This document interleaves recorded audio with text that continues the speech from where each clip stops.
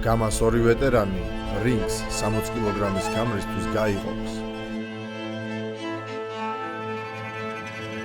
მებრძოლები, რომლებიც ორგანიზაციის პირველივე დღეებიდან ანებიურებენ გულშემატკივრებს, სისხლიანი და დასამახსოვრებელი ბრძოლებით. ჯამში ჩატარებული 32 ბრძოლა, არაერთი ბონუსი, არაერთი ნოკაუტი, არაერთი დაუვიწყარი დაპირისპირება. ზომბი მართლა ზომბია, თუმცა უნდა გვავიწყდება რომ მე პიტი ვარ, მე უკან გადადგმული ნაბიჯი არასდროს არ მქონია. გინდა ერთი ხელი მომტყდეს, გინდა მეორე ხელი მომტყდეს, არ აქვს მნიშვნელობა, რაც უნდა დამიზიანდეს, რინგიდან ისე არჩევა, სამ მაგას არ გაიტანენ რინგიდან.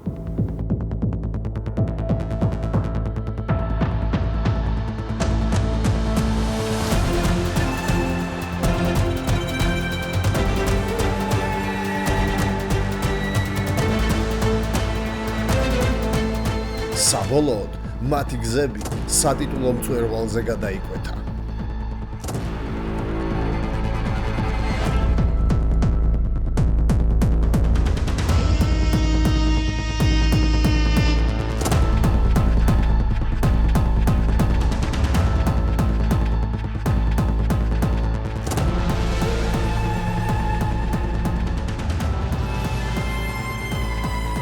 რუსთავში დავიბადე, რუსთავში გავიზარდე, ყველა ჩემი მოგონება რუსთავთანაა დაკავშირებული. ჩემთვის ძალიან ბევრია ეს ქალაქი, არა მარტო ქალაქი, მთელი სული და გულია ჩემთვის. ყველა ეტაპი ჩემი ცხოვრების აქ გავატარე და ძალიან ბევრი კარგი მოგონება მაკავშირებს. აქაურობის იქეთ ვერ წარმომიდგენია მე ვერაფერი, ამიტომ ძალიან მიყვარს მე რუსთავი, რუსთაველი ხალხი, რუსთაველი ბავშვები. სპორტული ქალაქია ძალიან ბევრი ბავშვია მონდომებული და ვარჯიშობს. რუსთავს ძალიან ბევრი ჩემპიონი ყავს და ამიტომ ჩემპიონების ქალაქსაც ეძახიან.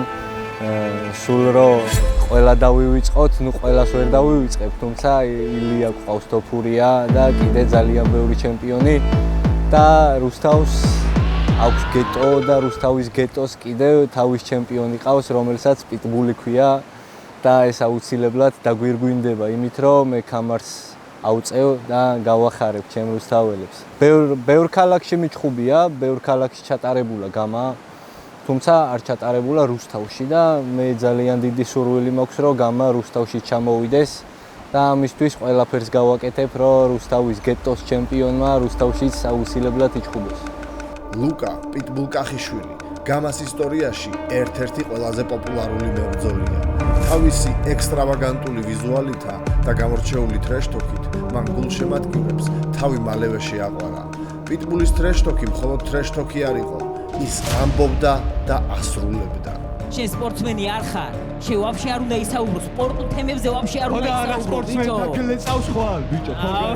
აი, თქვა და დაუშვათ წარმოე პიტბულმა მოიგო. აი, ჩემთვის ეგ წარმოუდგენელია.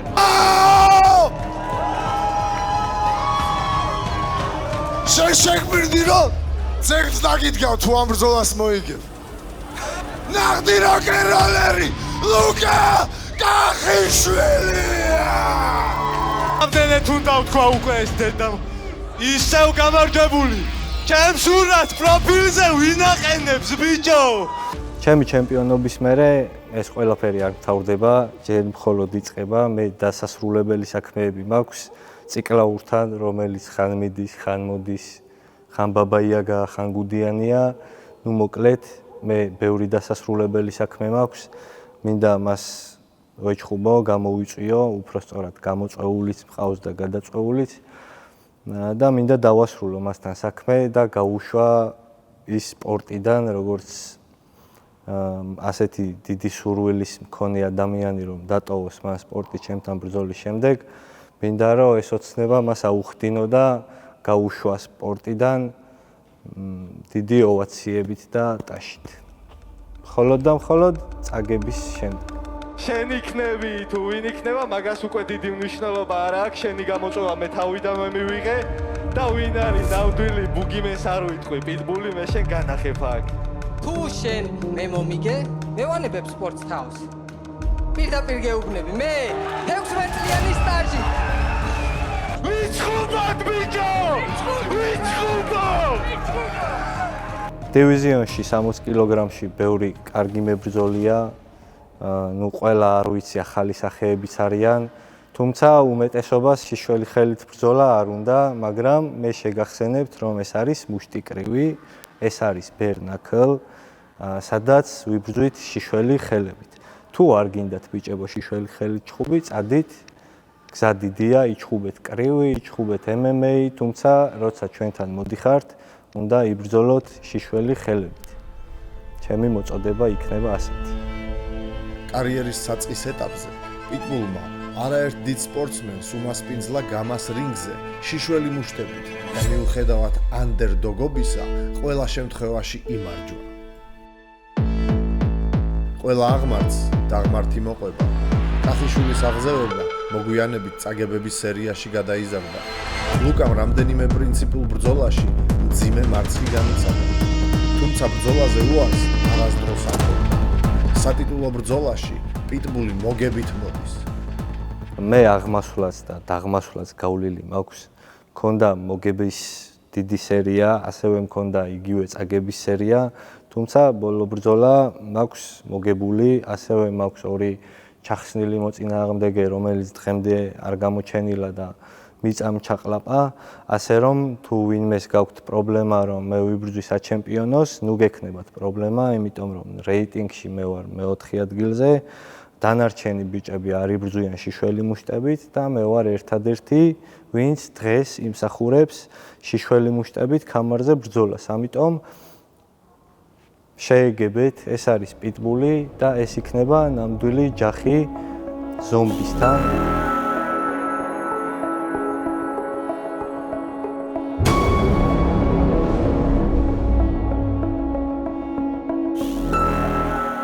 კოტე ზომბი ჭკადუა გამას რინგზე პირველი დღიდან იბრძვის.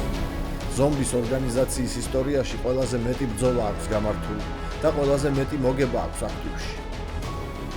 მაესტროს არ იყოს, როგორც შეახსენა, მე 18 წლის ვიყავი რომ მოვედი, მართა პატარა ბიჭი ვიყავი და პირველი ივენტზე მაქვს, გამას პირველი ივენტზე მაქვს ნაჩხუბარი.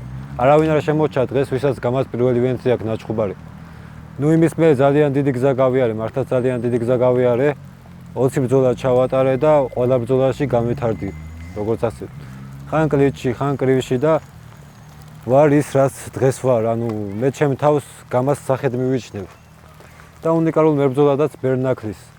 ასე რომ ბევრი სიურპრიზი ელოდება ჩემ მაყურებელს და ჩემ გულშემატკივრებს.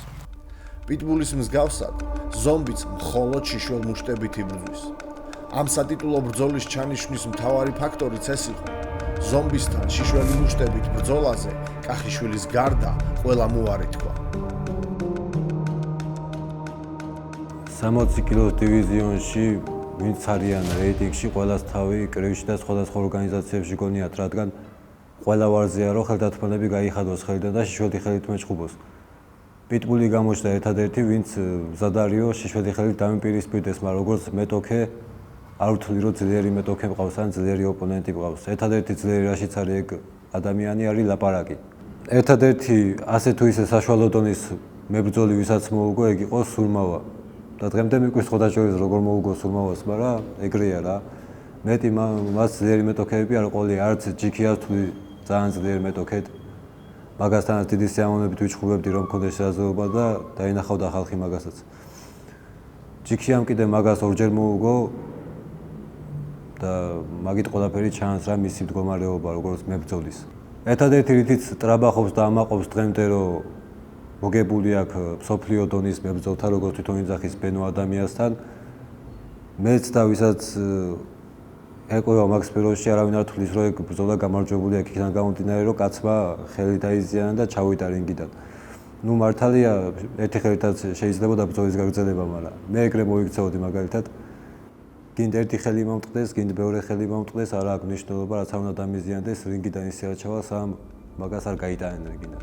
4 წლის მანძილზე, პირველი ბრძოლიდან მე-19 ბრძოლამდე, ზომბიმ ძალიან დიდი გზა გაიარა და შესამჩნევი პროგრესიც განიცადა. თავდაპირველად ის 18 წლის ბიჭი იყო, კრივის სიყვარულითა და შესანიშნავი ანთროპომეტრიით. დროთა განმავლობაში ის უფრო და უფრო იყენებდა თავის ფიზიკურ უპირატესობას. გარკვეული პერიოდის განმავლობაში ის კლინჩში შეუჩერებელი იყო.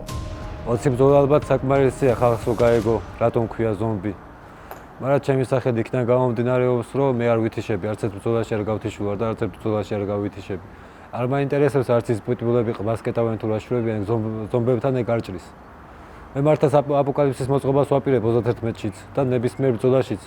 ნებისმიერ ვინც ჩემს წინ დადგება, განადგურდება უბრალოდ. პიტბულს რაც შეეხება, ვერაფერს ვერ დამემპირისპირებს. ერთი პერიოდი ჩემი სახელი კლინჩით იყო განთქმული. კლინჩ თუ შემომთავაზებს, არანაკლები კლინჩის გამოცდილება არც მე მოქვს. ეხლა უკვე ყველა იმაზე ელაპარაკდა, რომ კოტემ ტექნიკა დახვეწაო და კრივი ჩხუბობს. ნუ კრივის ტექნიკაში პიტბული ვერ მაჯობებს მის დღემში რა.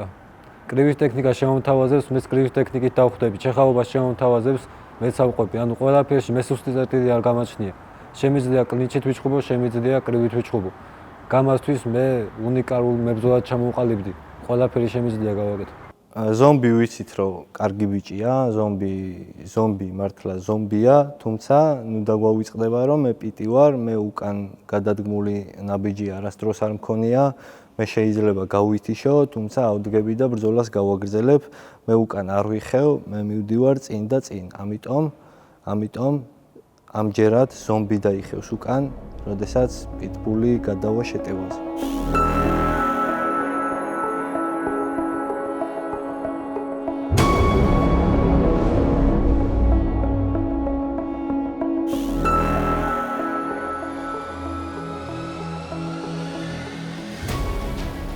ძალიან მაგარ ფორმაში ვარ, ძალიან მაგრად ვემზადები, თან ვემზადები ძალიან მაგარ დარბაზში გიორგი შინჯიკაშვილის და დიმა ჭუმბურიძის ხელმძღვანელობით გაიხსნა ძველ რუსთავში სპორტ კომპლექსი, ძველი ბაზრის მიმდებარე ტერიტორიაზე, სადაც ბავშვები უსასყიდლოდ ემზადებიან კრივში, MMA-ში, ჭიდაობაში და ასე შემდეგ.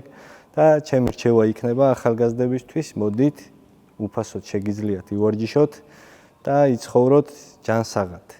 ამ დარბაზს ქვია კიდევაც დაიზრდებიან და ძალიან დიდი იმედი მაქვს, ძალიან ბევრი ჩემპიონი გაიზრდება ამ დარბაზში.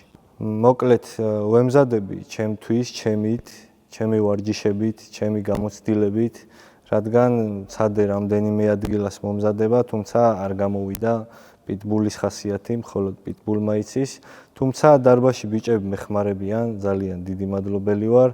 განვითარდი, ბევრი ახალი რაღაც ვისწავლე და სიურპრიზებით შევხვდები ზომბის. აი, შეგიძლიათ თქვენ. ამას მოფერებით შევარქვი ზომბი. ახე ყმა როგორ აქ ეს ყმა მე მოუგვიცხე და ასე რო ცდილობს ხოლმე კლინჩი რო შემოვიდეს, აქედან ასე.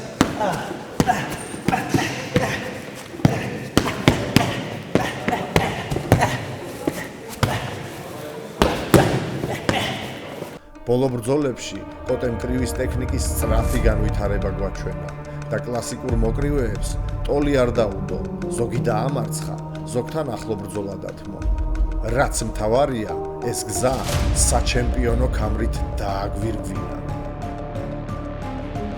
სალამ ჩემპიონი გავხდებოდი, 18 ბრძოლა ჩავატარე, ძალიან ბევრი ბრძოლა გამოვიარე და თანამედროვეულად ძლიერ მეტოქეებთან მომიწია ბრძოლა. გრან-პრიზე ჯერ გოგიას ვეჩხუბე, მერე ბაქარ გენელიძეს და შემდგომ უკვე საჩემპიონო ჩხუბი ჩამენიშნა მაგ ორი ბრძოლიდან გამომდინარე, რადგან კაი შედეგი დავუტე ორივე ბრძოლაში. ველოდებოდი თუ არა ეგეთ მარტივ გამარჯვებას, არ ვფიქრობდი რომ 5 რაუნდი ვიჩხუბებდი, იქიდან გამომდინარე რომ კარგად ვემზადებოდი, ჩემი მწვრთნელი აკაკი კაკრიაშვილი მეხმარებოდა სამივე ბრძოლაში. ყველა ბრძოლაში სხვადასხვა შედეგი დაიდო, ანუ უფრო განვითარდი რა. და უკვე როდესაც ჩიქოვანამდე მივედი, უკვე ასე თუ ისე პიკში მაინც ვიყავი ჩემი ფორმის და ეს ყველაფერი რინგზე გადმოვიტანე უბრალოდ. და რაც მოხდა რა, პირველი რაუნდი გაგრძელდა მარტო ეგ ჩხუბი. პიტი იგებდა არა მხოლოდ სარეიტინგო ბრძოლებს, არამედ იგი გახდა 60 კილოგრამის გრან-პრის პირველი ჩემპიონიც. მაგარი გრან-პრი ჩატარდა 73 კილოში, კაი გამარჯვებული ყავს საღოლ მაგვიც. მაგრამ გრან-პრის პირველი ჩემპიონი გამაში მე ვარ. არა, ჩემთვის ბრძოლა უცხო არც კენტუსებით. მით უმეტეს არც შიშველი ხელით. ჩემთვის კენტუსებით ბრძოლა საშინელება არ შემიძლია, მე შემიძლია შიშველი ხელით ჩხუბი, გამომდინარე იქიდან რომ მე ვარ ქუჩის მოჩხუბარი. მე არ ვარ სპორტსმენი, მე ვიბრძვი სიამოვნებისთვის, მე ვიბრძვი ტიტულებისთვის და მე ვიბრძვი იმისთვის, რომ კონდეს ჩემი გვირგვინი ყოველთვის და ყველგან, სადაც მე ვიქნები, არა მხოლოდ რინგზე. მით უმეტეს ზომბისთან, ზომბის გონია, რომ თვითონ არის შიშველი ხელით მოჩხუბარი ყველაზე მაგარი და გონია, რომ ყველაზე მეტი აქვს ჩატარებული, თუმცა ზომბის ყველაზე მეტი ბრძოლა კენტუსით აქვს ჩატარებული, კი ავიდა 19 ბრძოლაზე, მაგრამ ჩემი 11 ბრძოლა შიშველი ხელით არ უნდა დაგვავიწყდეს და არ უნდა დაგვავიწყდეს, რომ მე არ მეშინია არც ზომბის შიშველი ხელის და არც არავისი საერთოდ, როცა საქმე საბურავების რინგს ეხება და როცა საქმე ტიტულს ეხება მით უმეტეს. როგორც მოახსენებათ, გრამპში ორჯერ მივიღე მონაწილეობა, სულ ორჯერ არის გამაში გრამპი ჩატარებული და მოკლედ ორივე ჯერ ბაქარ გენელიძემ გამომაგდო, ასე ვთქვათ, ფინალამდე. პირველი შემთხვევა გასაგებია, წავაგე მეორე შემთხვევაზე უკვე სადავო ვარიანტი იყო და მეც რა თქმა უნდა იმას ვუმხრობი, რომ არ წამიგია ეგ ბრძოლა რა, რეალურად ჩემ თავს წაგებულად არ ვთვლი და არც დიდად გული დამწყდა, კი როგორად დამწყდა გული, მაგრამ 25,000 ლარზე იყო ლაპარაკი. მაგრამ როგორც ასეთი, ჩემი თავით მეც კმაყოფილი ვიყავი რა ბრძოლის სცენარით წავმართე რა. ძალიან სანახაობრივი ბრძოლა იყო და ერთადერთი ბრძოლა, რის იყურებას მე სიამოვნებს, სადაც მე მონაწილეობ. მოკლედ, იმ ბრძოლის მე თან ძალიან გამვითარდი, ძალიან წამადგა ეგ ბრძოლა და მაგ ბრძოლის მე გავხდი ჩემპიონი კიდევაც და მოკლედ ძალიან დიდი გამოცდილება იყო ბაქარ გენელიძესთან 65 კილოგრამის ჩემპიონთან ჩხუბი. მე მას ძალიან დიდ პატივს ვცემ სიმართლე გითხრათ. მოკლედ გრამპიში რომ მივიღე მონაწილეობა, მან რო ძლიერი მეტოქეები შემხვდებოდნენ, ეგ უკვე გარდაუვალი იყო, რადგან ვიცოდი რომ ვინც მან მონაწილეობს, ყველა ძლიერი მეტოქე არის. მაგიტომ ჩემს ძმაკასთან, ასე ვთქვათ, ოჯახის წევრთან, აკაკი კაკრიაშვილთან დავიწყე კრივის ვარჯიში, რა მზადება კრივზე და ტექნიკა რაც მე მაქვს უკვე ნასწავლი და რაც დახვეწილი, ყველაფერი მაგაცის დამსახურება არის, ჩემი მწუთხნელის დამსახურება არის და მე უკვე შედეგი რაც გოგიასთან ვაჩვენე, იმაზე მეტი შედეგი უკვე ბაქართან გამოჩნდა და მესამე ჩხუბი უკვე საჩემპიონო ჩხუბზეც გამოჩნდა ჩემი კრივის, ასე ვთქვათ, დახვეწა. და ეხლა უკვე პიკში ვარ რა, ფორმის პიკში ვარ, რასაც ქვია. ანუ რა გამოვიდა, რომ გოგიასთან არ ვიყავი ძალიან ფორმის პიკში, ბაქართანაც და არც საჩემპიონო ჩხუბზე, მაგრამ პიტბულთან ვარ ფორმის პიკში, რასაც ქვია. იქიდან გამომდინარე, რომ მაგ ყველაფერს ფიზიკური ვარჯიშების დაუმატე და მაგ ფიზიკურ ვარჯიშებზე მეხმარება დავით კაკრიაშვილი. კაკრიაშვილების ოჯახი თითქმის ყველა გვერდში მიდგას რა. ჩემი მეორე ოჯახი არის და ძალიან მიჭერენ მხარს. მოკლედ ფიზიკურადაც და ტექნიკურადაც ძალიან დიდად მაგ მომატებული და აი ჩხუბისას დაინახავთ იმას, რომ რა განსხვავება არის კრივსა და ვითომ და კრივის მცოდნე და ჩხუბის მცოდნე ადამიანის შორის. ჩემ ცხოვრებაში ძალიან მაგარი მომენტი დგას, ძალიან დიდი мотивაციით გავდივარ 31-ში რინგზე საბრძოლველად, რადგან სულ მალე მეყოლება პატარა, რომელიც გაიცნობს ჩემპიონ მამას. 31 მაისს გამას რინგი ვეტერან მებრძოლებს კიდევ ერთხელ უმასპინძლებს. ამჯერად ყველაზე მნიშვნელოვან ბრძოლაში სასწორზე 60 კილოგრამის ქამარია, რომელზეც არაერთ დიდებულ მებრძოლს უჭირავს თვალი. ვინ დაეუფლება პრესტიჟულ ქამარს, ამას გამა ფიურის მთავარ ბრძოლაში გავიგებ.